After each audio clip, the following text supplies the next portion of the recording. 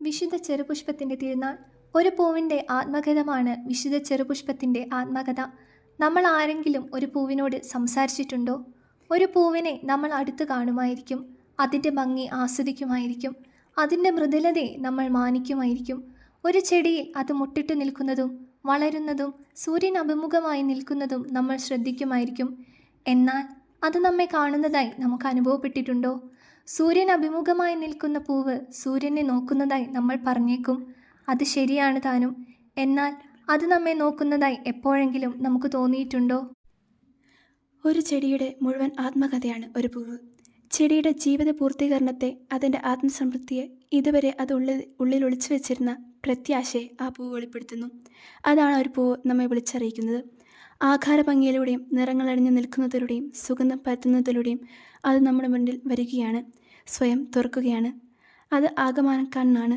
തൻ്റെ മൃദുലമായ ഉടൽ വഴി ചുറ്റുപാടുമുള്ളതെല്ലാം അത് കാണുന്നു.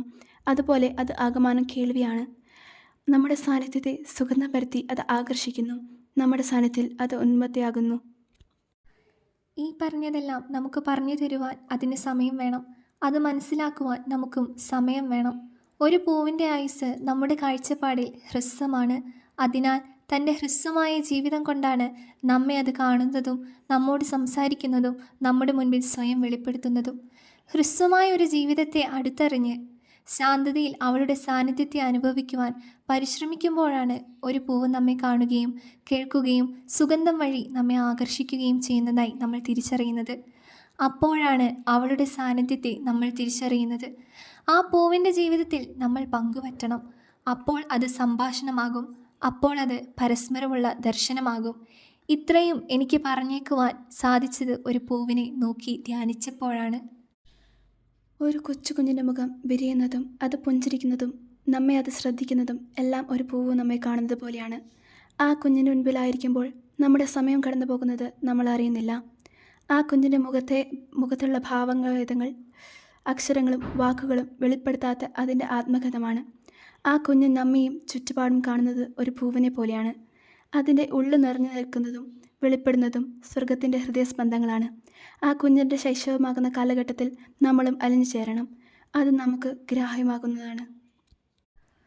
ഒരു പൂവിനെ നോക്കി ധ്യാനിച്ച് അതിൻ്റെ ആന്തരികതയെ തൻ്റെ ആത്മകഥയാക്കി ഒരു വിശുദ്ധയുടെ തിരുനാളാണ് ഇന്ന് നമ്മൾ ആഘോഷിക്കുന്നത്. ഒരു പൂവിൻ്റെ ചെറുമയും മൃദുലതയും സൗരഭ്യവും സൗന്ദര്യവും എല്ലാം തൻ്റേതായി കണ്ടുകൊണ്ട് അതിനോട് സ്വയം താതാത്മ്യപ്പെടുത്തിയാണ് അവൾ ഇങ്ങനെ ഒരു പേര് സ്വന്തമാക്കിയത്. അവളുടെ ചെറുമയെ അവൾ അങ്ങനെ വലിമയാക്കി. ഒരു പൂവിൻ്റെ ദർശനത്തിലൂടെ വേണം, അതുപോലെ ഒരു ശിശുവിൻ്റെ സാന്നിധ്യത്തിലൂടെ വേണം നമ്മളും ശിശുത്വത്തിലേക്ക് കടന്നു പോകുവാൻ. നമ്മിൽ ഒരു രൂപാന്തരീകരണം സംഭവിക്കണം. അപ്പോഴാണ് ആ വിശുദ്ധയെ നമുക്ക് മനസ്സിലാക്കുവാൻ സാധിക്കുന്നത്. അപ്പോഴാണ് ഒരു കൊച്ചു കുഞ്ഞിനെ മനസ്സിലാക്കുവാൻ നമുക്ക് സാധിക്കുന്നത്. അപ്പോഴാണ് ഒരു പൂവിൻ്റെ സാന്നിധ്യം അനുഭവിക്കുവാൻ നമുക്ക് സാധിക്കുന്നതും.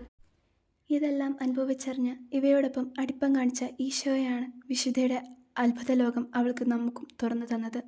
സോളമനേക്കാൾ സൗന്ദര്യത്തിൻ്റെ സമ്പത്തുള്ള ഒരു പൂവിനെ ഈശോ അല്ലാതെ മറ്റാരാണ് ഇത്രമാത്രം മനോഹരമായി വർണ്ണിച്ചിട്ടുള്ളത്? ഔന്നത്യങ്ങളെ ആഗ്രഹിക്കുന്നവരുടെ മധ്യേ ഒരു ശിശുവിന് ഒന്നാം സ്ഥാനവും മധ്യസ്ഥാനവും കൊടുക്കുന്ന അവിടുന്ന് അതുവഴി തന്നെയും ചെറുതാക്കിയിരിക്കുന്നു. ഇതുപോലെ ഒരു കുഞ്ഞിനെ സ്വീകരിക്കുന്നവൻ എന്നെയും സ്വീകരിക്കുന്നു എന്ന് അവിടുത്തെ വാക്കുകൾ അല്ലാതെ മറ്റൊന്നാണ് അർത്ഥമാക്കുന്നത്. ചെറുപുഷ്പം എന്ന പേരിലും കൊച്ചുത്രേസ്യ എന്ന പേരിലും വിശുദ്ധ വെളിപ്പെടുത്തിയത് ഈ ചെറുപ്പമാണ്.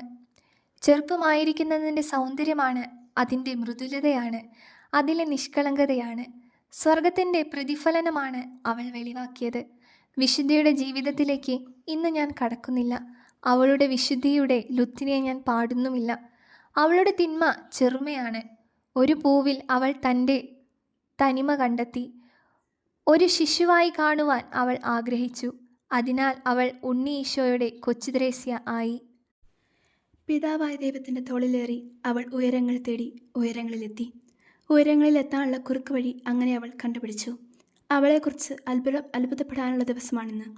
ലോകത്തെ മുഴുവൻ അവൾ സ്വന്തമാക്കിയ ആ കുറുക്ക് വഴിയെക്കുറിച്ച് നമ്മൾ അതിശയിക്കുക തന്നെ വേണം. ഏവർക്കും തിരുനാളിൻ്റെ മംഗളങ്ങളും അനുഗ്രഹങ്ങളും ഹൃദയപൂർവ്വം ആശംസിക്കുന്നു.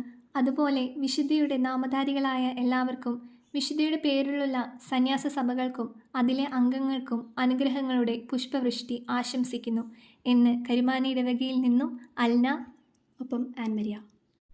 അൽനായോടും ആൻമരിയോടും ഒപ്പം ഞാനും നിങ്ങൾക്കെല്ലാവർക്കും, പ്രത്യേകിച്ച് ചെറുപുഷ്പ സന്യാസഭയിലെ എല്ലാ അച്ഛന്മാർക്കും സെമിനാരിക്കാർക്കും ഹൃദയപൂർവ്വം തിരുനാളിൻ്റെ മംഗളങ്ങൾ ആശംസിക്കുന്നു. Father James പുറത്തയിൽ.